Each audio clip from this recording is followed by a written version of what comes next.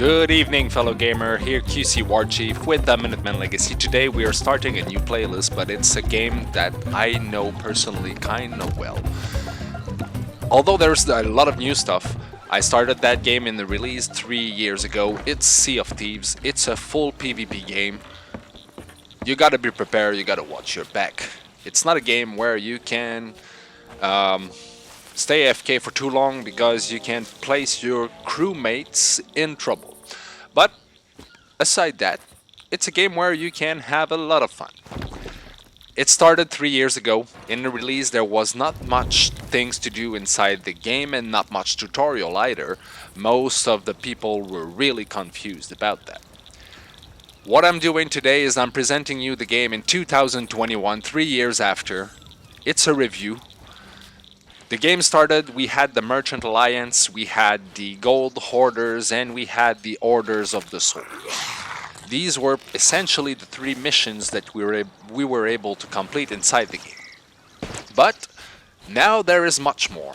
I'm not necessarily talking about the fact that there is the Bilgerats, there is many more faction, there's the Reapers, but whenever you were playing that game, you may have grinded it to legend and find yourself without anything to do 2 years ago. Well, this is solved. Welcome back in 2021, where even the legendary players that played that game, that got really deep into Sea of Thieves, now have things to do inside the game.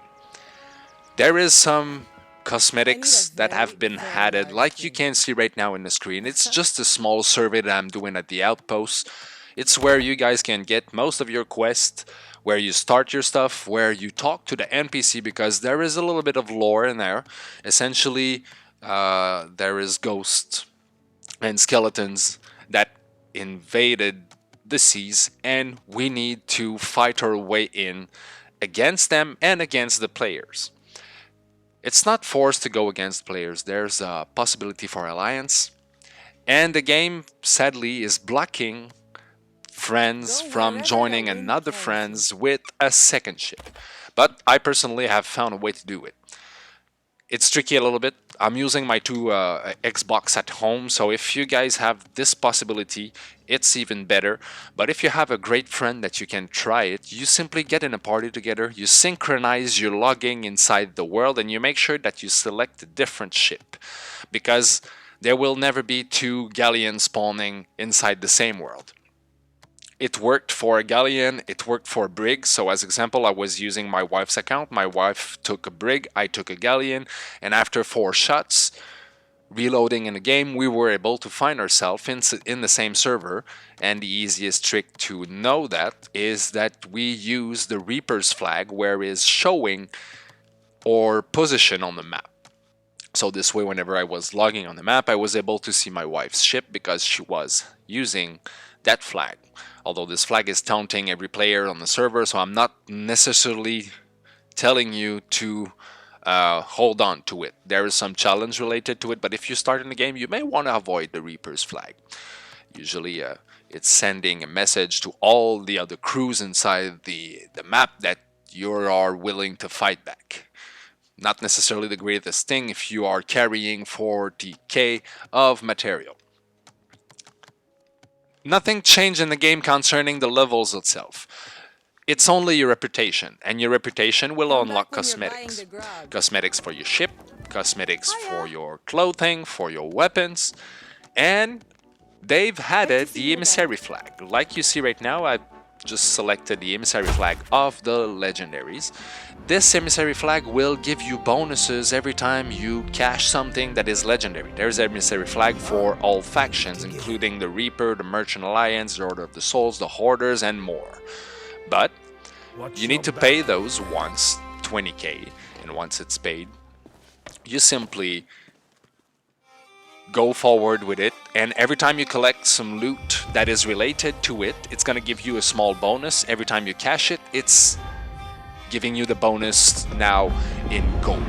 So this is a good thing if you want to concentrate, if you're really close to be legend, and if you want to concentrate yourself on one faction, you can select the emissary flag and boost that last faction that you need to grind to get to legend.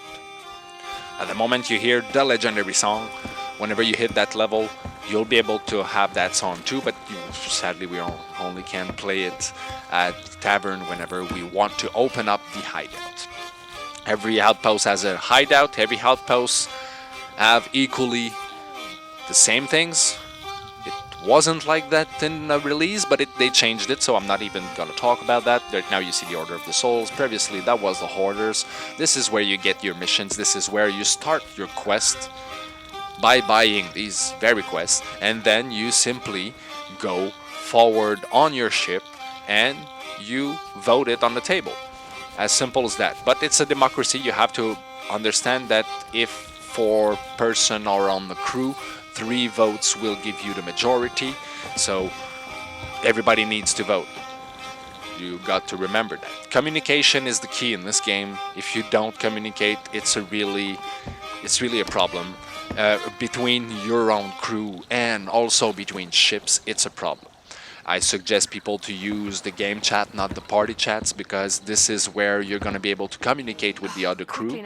So if you're in party, just sometimes get back into the game chat and use the I don't have the name for that, but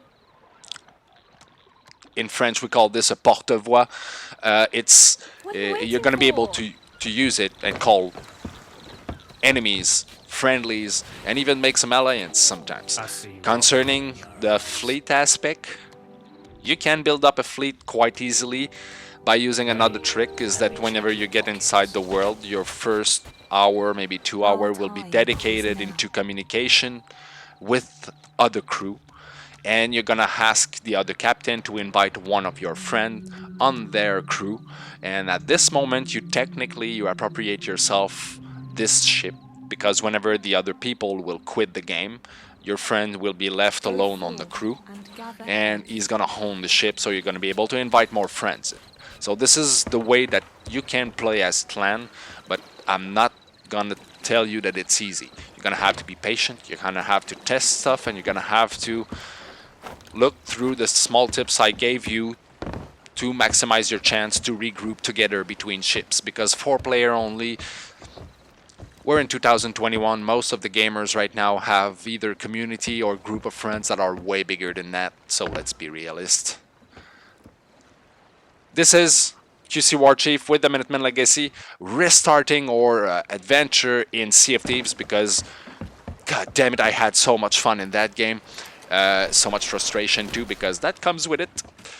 You got to be prepared, you got to be ready, you got to watch your back, and you got to know also how your ship works. It's really important, because if you don't know how to man your ship, you're gonna be easy meat for other player.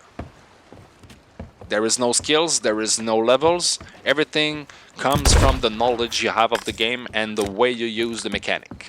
So this is QcWarChief, guys. I hope you liked the review. I hope you're coming back into that game. This is a wonderful game that got slow a little bit, but the graphics are nice, the reliability of the server is nice, and honestly, there's only fun to have in that game. And since we have the arena now, it seems that the server are much more quiet than they used to be, at least a little more friendlier. This is QcWarChief. I hope you've enjoyed the video. I hope you enjoy playing along the Minutemen Legacy. Please subscribe, please like, and most importantly, please come back, guys. There's gonna be review, tips, and gameplay video concerning that game as long as I'm playing it, and there's gonna be some more for the other games as well. Have a good one, everybody.